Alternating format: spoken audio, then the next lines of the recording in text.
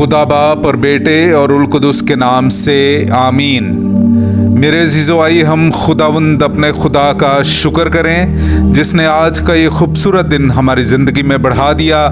तो आइए अज़ीज़ो, हम आज के दिन का आगाज़ बाइबल मुक़द्दस में से पाकमा कलीसिया की चुनी हुई तिलावतों से करते हैं। तू मलकी सादिक के रुतबा का दाइमन काहिन है।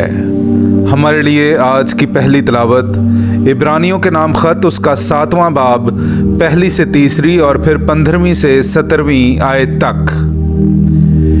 क्योंकि ये मलकी सादिक शाह शालीम खुदा ताला का काहिन था।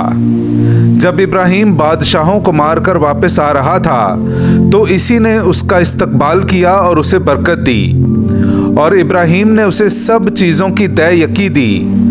बस ये अव्वल अपने नाम के मानी के मुताबिक सदाकत का बादशाह है, और फिर शाह शालीम यानी सलामती का बादशाह। ये बे बाप बे माँ बे नसब नामा है, ना आयाम की इब्तदा रखता है और ना जिंदगी का इख्तिताम, बल्कि इब्ने खुदा की मानित है और अबदन काहिन रहता है।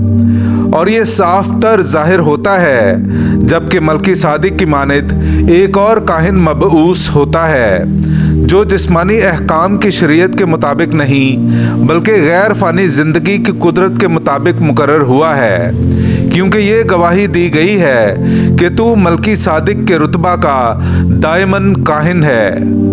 पाक कलाम का पढ़ा और सुना जाना हम सब के लिए बाइस बरकत हो। खुदा का शुक्र हो। तू मलकी सादिक की मानित दायमन काहिन है।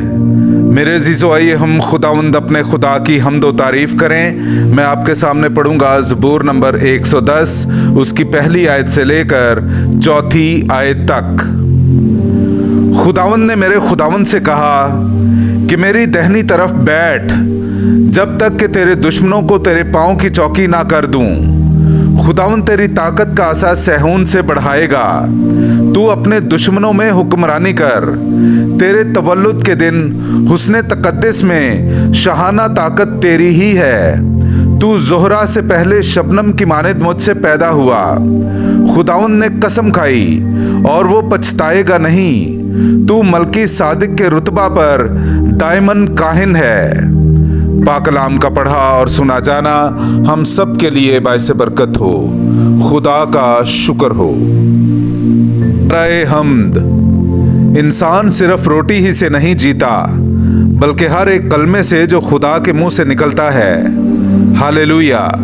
मेरे अज़ीज़ो, आइए हम आज का इंजीली इक़्तिबास सुनते हैं। इंजील मुक़द्दस बामुताबिक मुक़द्दस मरकस उसका 3 बाब 1 आयत से लेकर 6 आयत तक। और वो इबादत खाने में फिर दाखिल हुआ और वहाँ एक आदमी था जिसका हाथ सूखा हुआ था, और वो उसकी ताक में रहे कि अगर वो उसे सबत के दिन शिफा बख्शे तो उस पर इल्ज़ाम लगाएं। और उसने उस आदमी से जिसका हाथ सूखा हुआ था कहा, बीच में खड़ा हो। और उसने उनसे कहा कि सबत के दिन नेकी करना रवा है या बदी करना, जान बचाना या हलाक करना। मगर वो चुप रह गए। और उसने उन पर गुस्से से नज़र दौड़ाकर और उनकी संग दिली के सबब गमगीन होकर उस आदमी से कहा, अपना हाथ बढ़ा। उसने बढ़ा दिया और उसका हाथ बहाल हो गया। तब फरीसी बाहर जाकर फिल्फ और हेरोदियों के साथ उसके खिलाफ मशवरा करने लगे कि किस तरह उसे हलाक करें। पाक कलाम का पढ़ा और सुना जाना हम सब के लिए बाइस बरकत हो। खुदा का शुक्र हो।